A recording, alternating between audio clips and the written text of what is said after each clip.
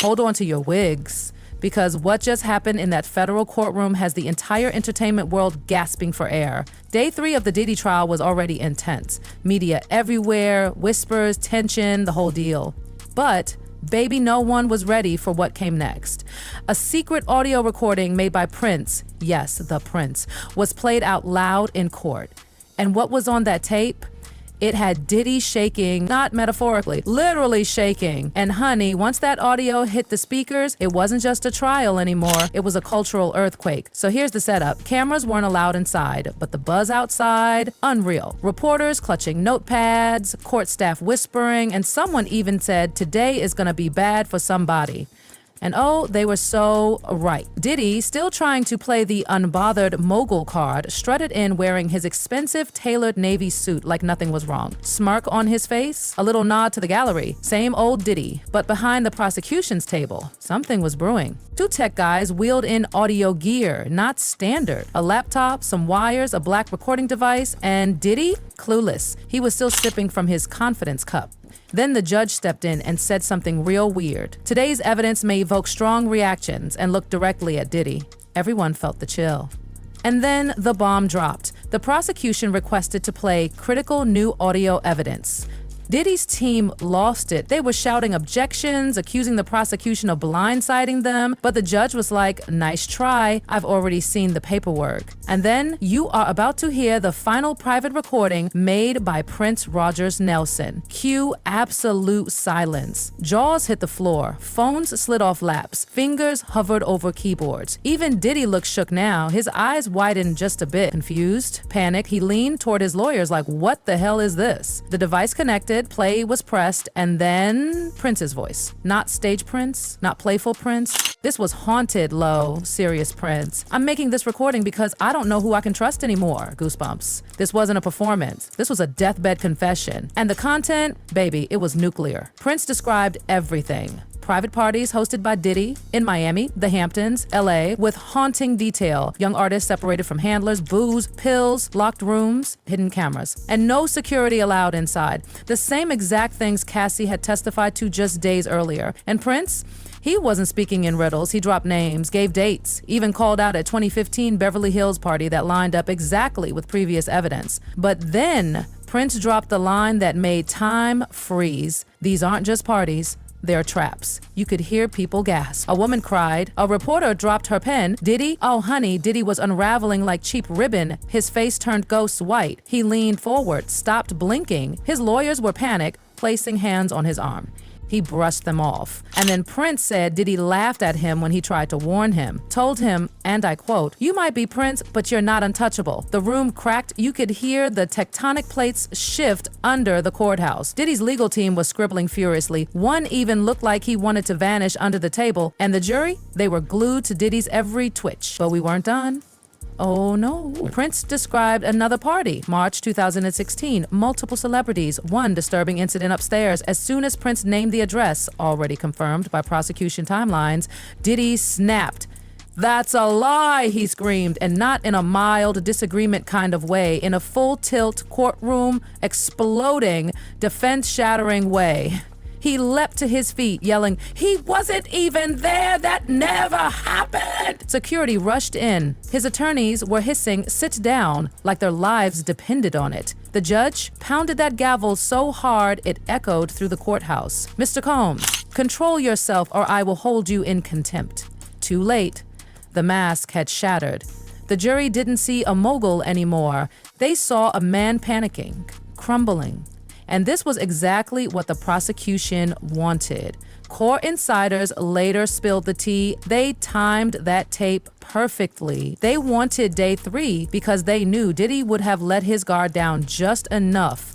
They weren't cross-examining him. He was cross-examining himself with his face, with his outbursts, with his terror. And guess what? We're not even halfway through Prince's recording. The judge didn't even move for a few seconds. He glanced down at his notes, took a slow breath, and looked up at the jury. But no words could undo what just happened. Everyone knew this wasn't a typical piece of evidence. This was a cultural nuke. Inside that courtroom, Prince wasn't dead. He was present. He was haunting. And more than anything, he was believed. Immediately after a adjournment. Diddy's legal team scrambled like cockroaches when the lights come on. They filed an emergency motion to suppress the audio. Their excuse? Prince was deceased. The recording couldn't be verified. It was too prejudicial, too emotional. But guess what? Too late. The jury heard it, the public heard it, and most importantly, Diddy heard it and broke.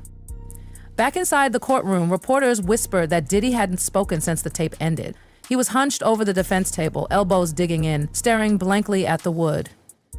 A billionaire, a legend, a self-made mogul, reduced to silence. And the jurors, whoa. Let's talk about the jurors. As they filed out, 3 of them lingered, just stared at Diddy. One shook her head slowly. Another looked visibly disturbed. The third one glanced back like they'd just seen a ghost. No words, no transcript necessary. Their faces said it all. They saw the truth. Because this wasn't just an attack on character, it was a total collapse of image. Prince had painted Diddy as something no defense team could spin. A man with a fortress of power built not on creativity, but control, manipulation, and fear. And the scariest part for Diddy? Prince said there's more. Let that sink in. That tape, that devastating audio bomb that turned the courtroom into a morgue, that was just the beginning. The next morning, day 4, the court reopened, but the energy had shifted. This wasn't about Cassie's testimony anymore. This wasn't about NDAs or freak-off parties or allegations. This was now about a culture, a system, a decades-long web of silence, allegedly masterminded by a man whose empire was crumbling in real time, and Prince, from the afterlife, he just became the voice of everyone who was too scared to speak. Behind the scenes, the prosecution was buzzing. Sources close to the case whispered that more subpoenas were flying out. The feds were now laser-focused on Prince's vault. You know, that vault, the one he was rumored to have filled with thousands of unreleased songs, videos, and apparently secrets. One insider from the prosecution said, off the record, we believe Prince was documenting something bigger. That tape? That might just be the start. Gasp. Can you even imagine what else might be hiding in that vault? Who else might be mentioned? What if Prince named more names? What if there are videos? What if he left a full timeline of what he saw? This isn't just evidence, it's a potential Pandora's box for the entire music industry. People who once felt untouchable are now shaking in their designer boots. Because one thing is now painfully clear, this trial isn't just about Diddy. It's about an entire era and the man who had the courage to document it before it took him down. And Diddy? Baby, he's not just losing in court, losing the narrative. Because it's one thing to be accused, it's another to be called out by someone who can't be cross-examined. Someone who had nothing to gain. Someone who's gone, but whose words just rewire the entire case. Psychologists call it anchor bias. It's what happens when you hear or see something so powerful, so emotionally charged, it becomes the lens through which you view everything after. And that's what happened with the jury. From now on, every defense witness, every piece of evidence, every legal maneuver, they're all being filtered through one thing, Prince's voice. One juror even wiped away tears when the tape ended. Another had their hands clasped like they were praying. Whatever story Diddy's team was telling, it just got swallowed whole by a ghost with a microphone. And now the question on everyone's mind is, what's next? Because if day 3 was the day the trial cracked open, day 4 might be the moment the entire industry begins to tremble. Hollywood is on edge, the music world is whispering, and Diddy's empire, it's wobbling. Back to the courtroom, Diddy hasn't recovered. Emotionally, not legally, not even physically. For the rest of the day, he sat there like a shadow of himself. At one point, he buried his head in his hands. No more smirks, no more cool nods to the press, just a man who knows the walls are closing in. The prosecution, they didn't even push that hard after the tape. They didn't need to. They'd already won something that can't be measured in motions or rulings. They changed perception, and that is what jurors take home with them. Not every fact, not every objection, but those moments. And Prince's recording, that was the moment. A cultural icon whispering his fears, naming names, describing rooms, warning the world, and leaving a blueprint for justice, just in case he didn't survive. And he didn't. So now his voice lives on in that courtroom, in that jury box, and maybe soon in that vault. And if there's more, if even one more recording surfaces, then this won't just be the end of Diddy. It'll be the start of a reckoning. Because Prince didn't go out quietly. He went out with a plan, with receipts, with tapes, with names, and now the world's finally listening. As the courtroom emptied that night, people weren't walking, they were drifting, like survivors of a disaster they couldn't yet put into words. No one said it out loud, but everyone knew it. This wasn't just a bad day for Diddy. This was the day everything changed. Outside, reporters were scrambling to go live. Headlines lit up within seconds. Prince, posthumous recording destroys Diddy in court. Jury in shock after Prince names names. Diddy E-rap earths in court. Judge threatens contempt. Legal analysts on streaming panels couldn't believe it.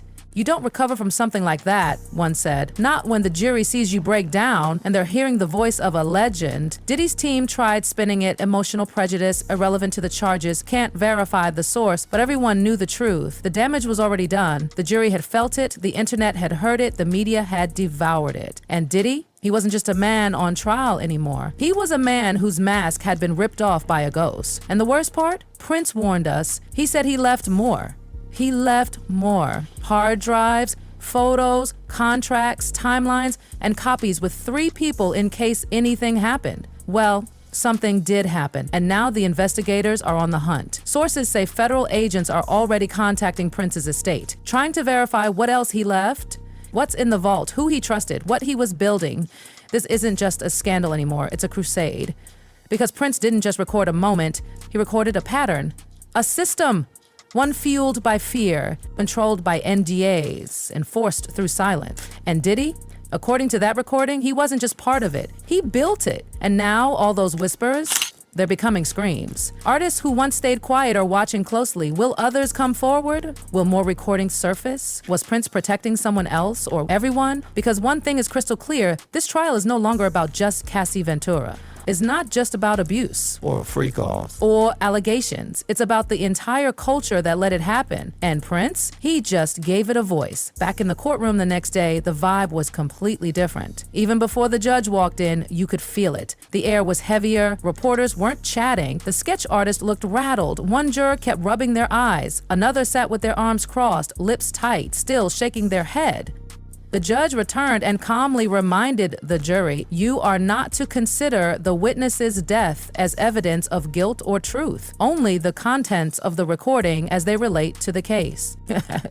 Okay, but come on. You can't unhear Prince say they get erased. You can't unsee Diddy break down and scream at a dead man. This isn't Law and Order. This is real life, real trauma, real collapse. And guess what? The jurors were no longer neutral. They were watching Diddy like hawks, not the lawyers, not the prosecution, him, because they weren't just weighing evidence anymore. They were watching a man unravel in real time, right in front of them. One juror was seen wiping away tears. Another sat with hands clasped like they were literally praying. Every move Diddy made now, every blink, every whisper, every fidget was being judged. This right here is what prosecutors dream of, but rarely get. It's one thing to have a good case. It's another to have a moment, an emotional anchor that becomes the lens through which the jury sees everything else.